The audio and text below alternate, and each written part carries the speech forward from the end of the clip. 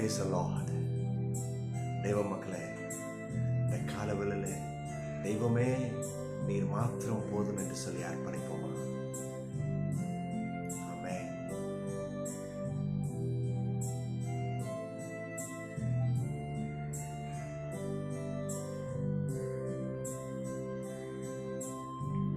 யெகோவா ஈரே தந்தையாம் தெய்வம், நீ மாத்திரம் போதும் எனக்கு.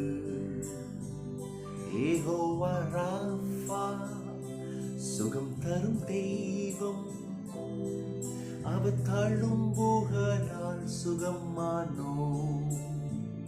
யெகோவா சம்மா என் கூட இருப்பீர், என் தேவையெல்லாம் சந்திப்பீர்.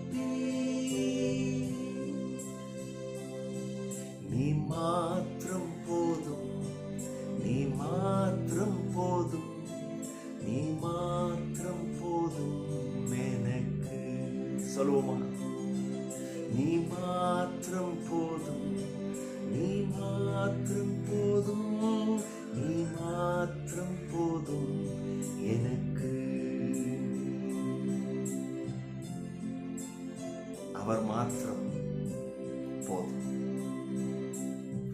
யெகோவா எலோஹிம் சிருஷ்டிப்பின் தேவன், உம் வார்த்தையால் உருவாக்கினீ. யெகோவா பரிசுத்த உன்னத நீரே, உம்மை போல் வேறு தேவன் இல்லை. யெகோவா பரிசுத்த உம் சமாதானம் தந்தி என் உள்ளத்திலே. நீ மாத்திரம் போதும், நீ மாத்திரம் போதும், நீ மாத்திரம் போதும் எனக்கு. நீ மாத்திரம் போதும், நீ மாத்திரம் போதும், நீ மாத்திரம் போதும் எனக்கு. இயேசுவே, ஆம் தகப்பனே, நீர் மாத்திரம் போதும். உமது வார்த்தையிலே பலனடைய எங்களுக்கு கிருபை பாராட்டும். ஆமென்.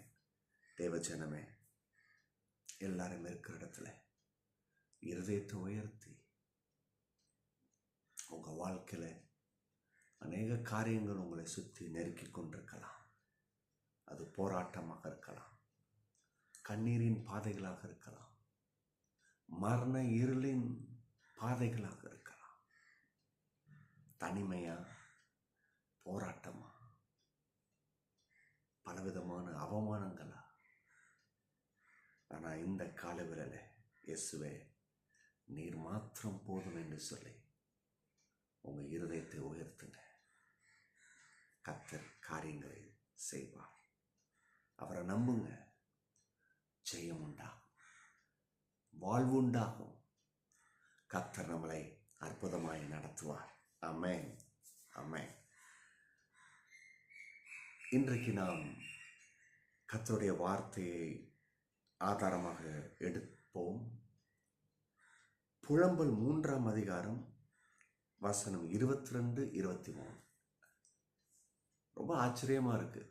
நமக்கு தெரிஞ்ச புலம்பல்னா, ஐயோ ஏன் என் தலையெழுத்து மாறல, இப்படிதான் இருக்கு, நிர்பந்தம், போராட்டம், போராடிக்கிட்டே இருக்க வேண்டியதா இருக்கு, எதுவும் சரியா தெரியலையே, இதுதான் புலம்பல்.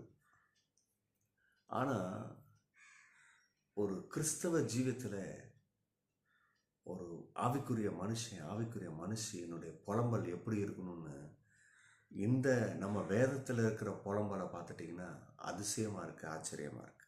என்ன சொல்றாரு? நாம் நிர்மூலமாக இருக்கிறது, நிர்மூலமாகாது இருக்கிறது கர்த்தருடைய கிருபையே, அவருடைய இரக்கங்களுக்கு முடிவில். எப்படி புலம்பல் இருக்கு பார்த்தீங்களா? அப்பா, நான் நிர்மூலமாகாமல் இருக்கிறது அவருடைய கிருபையா, அவருடைய இரக்கம்யா. புலம்பல் எப்படி இருக்கணும்னு பார்த்துக்கோங்க. அப்புறம் 23ஆம் வசனம், அவைகள் காலைதோறும் புதியவைகள். உமது உண்மை பெரிதாயிருக்கிறது. ஒரு 4 விஷயத்தை இந்த வசனத்தில் பார்க்குறோம். ஒன்று, கர்த்தருடைய கிருபை. தேவ மக்களே, போராட்டம், நிர்பந்தம் இதெல்லாம் உங்களை நெருக்கிட்டு இருக்கு. ஆனால் அந்த காலவெளியில் அவருடைய கிருபையை பாருங்க. அவர் கிருபை செத்து போல. அவர் கிருபை எங்கேயும் ரொம்ப தொலைவில் இல்லை, உங்க அருகில் இருக்கு. கிருபனா இயேசு. இயேசு உயிர்த்தெழுந்தார். அவர் ஜீவிக்கிறார். என் மீட்பர் உயிரோடு கூட இருக்கையில் எனக்கு என்ன குறை? இந்த எண்ணம் தான் உங்க சூழ்நிலையை மாற்றும். நான் சொல்றது கேளுங்க. ஆமாம், உயிரோடு கூட இருக்கிறார் எனக்கு தெரியும். ஆனால் என்னுடைய போராட்டம் தினந்தோறும் இருக்குதே. ஆனால் இதை உறுதிப்படுத்துங்க. இல்லை, அவர் உயிரோடு கூட இருக்கிறாரு. இந்த போராட்டம் அது பொய். இதை நான் மேற்கொள்ளுவேன், ஜெயெடுப்பேன். இந்த எண்ணம் தான் உங்கள் சூழ்நிலையை மாற்றும். கிருபை. 2வது, அவருடைய இரக்கங்களுக்கு முடிவில் இஸ் கம்பேஷன் ஃபெயில் நாட்னு ஆங்கில மொழிபெயர்ப்பில் வருது. தமிழ் மொழிபெயர்ப்பு ரொம்ப நல்லா இருக்கு. ஆங்கில மொழிபெயர்ப்பில் ஃபெயில் நாட்னா ஒவ்வொரு முறையும் உங்களை ஜெயம் எடுக்க வைக்கும் என்பது உறுதி. அதுதான் இந்த கடவுளுடைய இருக்கிற கம்பேஷனில் இருக்கிற அவ்வளோ ஒரு பெரிய பலன். தமிழ் மொழிபெயர்ப்பில் முடிவில்லை. என்னைக்கு முடிஞ்சு போச்சு அது? கர்த்தர் சொன்னாரா? இல்லைப்பா, என்னோட இரக்கங்கள் இனி செயல்படாது. இல்லை, செயல்படும், செயல்பட்டு கொண்டிருக்கிறது. எத்தனை பேர் நம்புறீங்க? இந்த காலவெளியில் அந்த இரக்கத்தை பாருங்க. இரக்கத்தில் தான் நம்ம வாழ்கிறோம் இல்லையா? 3வது, every morning new. Every morning, ஒவ்வொரு காலை வேளையிலும் புதுசாக இருக்கிறான்.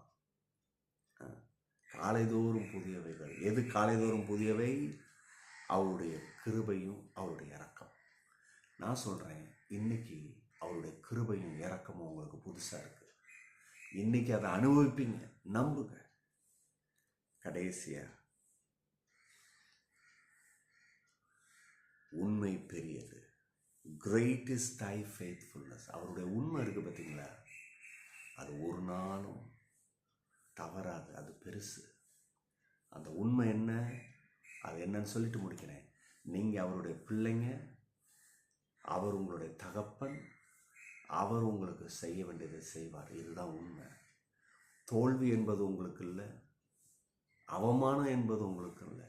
உண்மைனா என்ன? உண்மைனா உங்களுக்கு வெற்றி உண்டு, ஜெயம் உண்டு, சமாதானம் உண்டு, ஏராளம் தாராளம் உண்டு. இந்த உண்மை பெரியது. இது உங்கள் வாழ்க்கையிலே நிறைவேறும். God bless you. Bye-bye.